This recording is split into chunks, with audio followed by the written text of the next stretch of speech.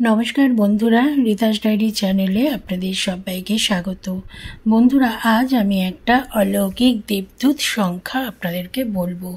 সেই সংখ্যাটি শুধুমাত্র কিন্তু সংখ্যা নয়, এটি এমন একটি সংখ্যা, এমন একটি দেবদূত রহস্যময় সংখ্যা যেটি আপনারা ব্যবহার করলে আপনাদের সমস্ত রকম ইচ্ছা পূরণ হবে, আপনাদের মনস্কামনা পূর্ণ হবে, আপনাদের অর্থপ্রাপ্তি ঘটবে এবং আপনাদের ভাগ্য বদলে যাবে, বন্ধ ভাগ্যের দরজা খুলে যাবে। এই সংখ্যাটি যদি আপনারা ব্যবহার করেন, কিভাবে ব্যবহার করবেন সেটা আমি অবশ্যই বলে দেব। সবথেকে বলি, কোনো বিষয়ে হতাশ হবেন না। এই সংখ্যাটা আপনারা ব্যবহার করুন, দেখুন যে এটা কতটা কাজ দেবে। আর এই ভিডিওটি যদি আপনারা না খুঁজেই, সার্চ না করেই পেয়ে যান, তাহলে জানবেন আপনাদের সামনে ভিডিওটি আসা মাত্রই আপনাদের ভাগ্য বদলে যাবে। তো দেখতে থাকুন আর শুনতে থাকুন। ভালো লাগলে অবশ্যই জয় শ্রীকৃষ্ণ কথাটি লিখবেন কমেন্ট বক্সে আর একটা লাইক করে দেবেন। ভগবানের আশীর্বাদ আপনাদের মাথার উপর থাকবে, তার সাথে থাকবে সেই সংখ্যাটি যেটি আপনাদের ভাগ্য বদলে দেবে। বন্ধুরা, আপনারা যদি আপনাদের জীবনে খুবই দুঃখ পেয়ে থাকেন, দুঃখিত থাকেন, হতাশ থাকেন, অর্থ সমস্যা আপনাকে বারবার সমস্যার মধ্যে ফেলে দিচ্ছে, দীর্ঘদিন ধরে আপনারা কোনো কাজ করতে পারছেন না, কাজ করলেও সেই কাজ সম্পূর্ণ হচ্ছে না, আপনি জীবনে যা চাইছেন তা পাচ্ছেন না, সব সময় আপনি ভাবছেন যদি এই জিনিসটা পেতাম, যদি এটা পেতাম তাহলে আমরা কতটা খুশি থাকতাম, কিন্তু আপনাদের জীবন তা হচ্ছে না, তার জন্য আপনি অনেক বেশি দুঃখিতও থাকছেন। তাহলে বন্ধুরা, এই নম্বরটি আপনার জন্য একটা বরদান হিসাবে কাজ করবে। মনে করবেন ঠাকুরের আশীর্বাদ, একটা ঐশ্বরিক নাম্বার। আমি নিজে এর অলৌকিকতা অনুভব করেছি, তো সেই জন্যই আমি আপনাদের সামনে এই সংখ্যাটি শেয়ার করছি। সেটা হলো 1176। এই নাম্বারটি শুধুমাত্র একটা নাম্বার নয়, একটি দেবদূত নাম্বার। এটা সৌভাগ্যজনক নাম্বার, এটা একটা অলৌকিক নাম্বার। এটা এতটাই শক্তিশালী যে এটা, এই যে নাম্বারটা আপনি উচ্চারণ করবেন তার মধ্য থেকেও ইউনিভার্স আপনাকে সব কিছু দেবে। একটা জিনিস জানবেন যে আমাদের কিন্তু এই ইউনিভার্সের মধ্যে সমস্ত কিছু আছে, যদি আমরা সেগুলো জানতে পারি আমরা অবাক হয়ে যাব।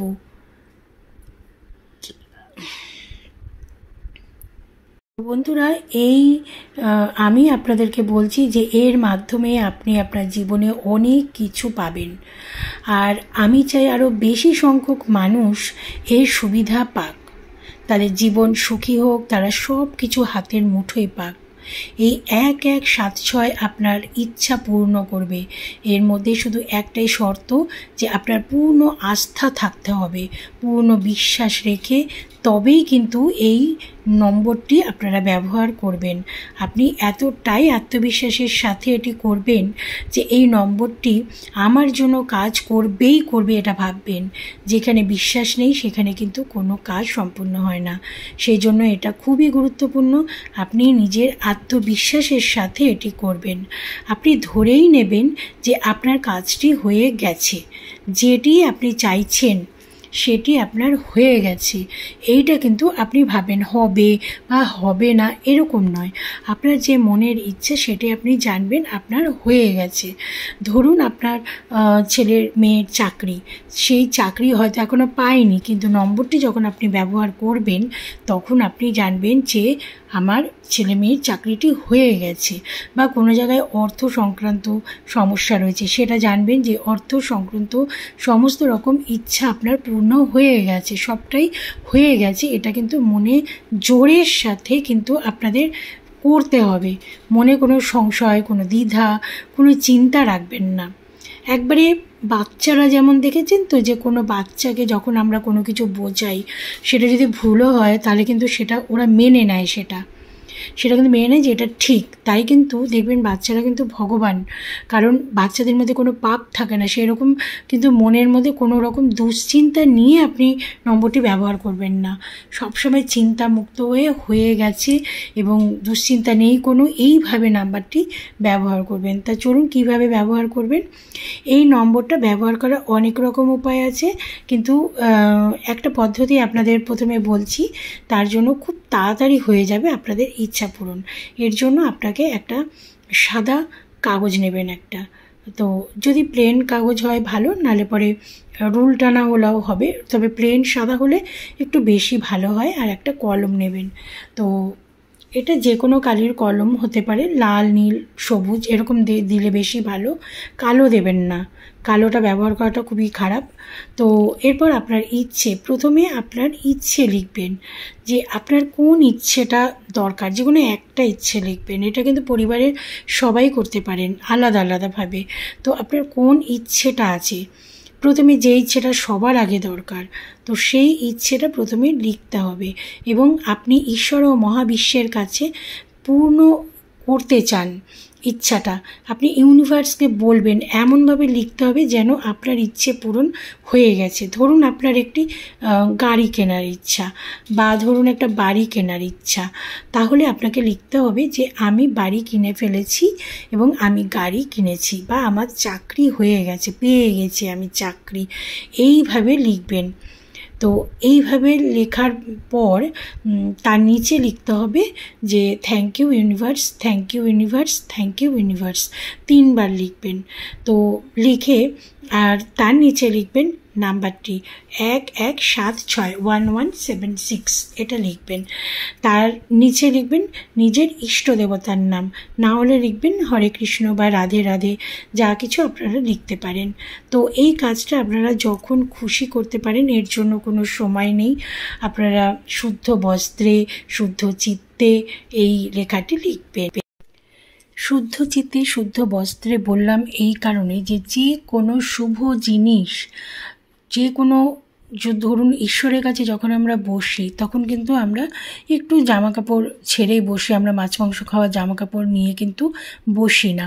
ওই জন্য একটু হাত পা ধুয়ে একটা জামা কাপড় একটু পরিষ্কার পরে, ধোয়া জামা কাপড় পরে যখন আপনি এই নাম্বারটা লিখতে যাবেন, নিজের মনের কামনা লিখতে যাবেন, নিজের মনের মনস্কামনা ইচ্ছে পূরণ হোক লিখতে যাবেন, তখন আপনার দেখবেন মনটা এমনিতেই শুদ্ধ হয়ে যাবে।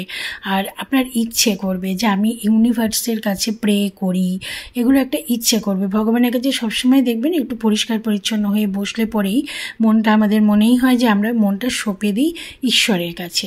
তো সেই জন্যই বললাম যে শুদ্ধ বস্ত্রে শুদ্ধ চিত্তে একটু বসবেন, একটা সাদা কাগজ নিয়ে, সুন্দর একটা সাদা কাগজ নিয়ে, একটা লাল কালির পেন বা সবুজ কালির পেন দিয়ে ওরকমভাবে মনের ইচ্ছাটা, বাড়ি কেনা হয়ে গেছে, বা আমি টাকা পেয়ে গেছি, আমি চাকরি পেয়ে গেছি, আমার মেয়ের বিয়ে হয়ে গেছে, বা আমার ছেলের বিয়ে হয়ে গেছে, এই ধরনের যে কোনো একটি ইচ্ছে লিখে তারপর নাম্বারটি লিখবেন। তারপর লিখবেন আপনার হরে কৃষ্ণ বা রাধে রাধে, জয় শ্রীকৃষ্ণ, বা আপনার ইষ্ট দেবদেবীর নাম লিখতে পারেন। থ্যাংক ইউ ইউনিভার্স কথাটা 3 বার লিখবেন। তো এইভাবে লেখার পরে আপনি ইউনিভার্সের কাছে আরও প্রার্থনা জানাবেন মনের মতন করে সুন্দরভাবে, যাতে আপনাকে কেউ না ডাকে পেছন থেকে। তো এইভাবে ইউনিভার্সের কাছে, ইউনিভার্স কিন্তু সব কিছু 2 হাত ভরে আমাদেরকে দেন, আমরা শুধু নিতে জানতে হবে আমাদেরকে। তো সেই জন্য ঈশ্বরের কাছে প্রার্থনা করবেন। এই ইউনিভার্সের মধ্যে সব কিছু আছে, জাগতিক সমস্ত শক্তি রয়েছে ইউনিভার্সের মধ্যে। কারণ এই 1176 নাম্বারটা কিন্তু অত্যন্ত ঐশ্বরিক একটা ক্ষমতা সম্পন্ন নাম্বার। তারপর লিখে সেই কাগজটা ভাঁজ করবেন। ভাঁজ করার পর আপনি যেখানে শুচ্ছেন সেইখানে বালিশের নিচে বা তোষকের নিচে আপনি সেটাকে ভালো করে রেখে দেবেন। তা সেখানে যদি রাখতে না চান, আপনি ঠাকুরের স্থানে রাখতে পারেন, যেখানে আপনার ঠাকুর রয়েছে সেখানে রেখে দেবেন, বা আপনার আলমারিতে রেখে দেবেন। তো খুব সুন্দর করে কাগজটা রেখে দেবেন, এবং সেটা আপনি মনে মনে কাজ করবেন, যাই করবেন না কেন আপনি খুব খুশিতে থাকবেন যে আপনার কাজ সম্পূর্ণ হয়ে গেছে। এটা আপনি সব সময় মনের মধ্যে কল্পনা করবেন যে আপনার কাজটি হয়ে গেছে। এরকম যখন আপনি ভাববেন তখন দেখবেন যে অটোমেটিক ইউনিভার্স আপনার মনের ইচ্ছা পূর্ণ করে দিয়েছে। এটা একটা প্রমাণিত সত্য। করে দেখুন, দেখবেন আপনাদের ইচ্ছা পূর্ণ হবেই হবে। সবার মনের ইচ্ছা পূর্ণ হবে। তো বন্ধুরা, ভিডিওটি সার্চ না করেই পেয়ে থাকেন যদি, তবে আপনিও এটি লিখতে পারেন, কারণ যিনি এইসব ঘটাচ্ছেন আর যিনি এই ভিডিওটি আপনাদের কাছে পাঠিয়েছেন সে আমি নই, স্বয়ং ঈশ্বর। এইসব হচ্ছে তারই চমৎকার। এটি ইউনিভার্সের একটা সংকেত, জেনে রাখবেন যে ভিডিওটি আপনার সামনে যাচ্ছে। তাই আপনার ইচ্ছে পূর্ণ হোক। আপনার ইচ্ছে অবশ্যই তিনি পূরণ করবেন এবং আপনার ইচ্ছে পূর্ণ হবেই হবে। শুধু একটাই শর্ত, যে পূর্ণ আত্মবিশ্বাস রাখবেন। আত্মবিশ্বাসের সাথে এটা পূর্ণ করুন, ভালো হবে।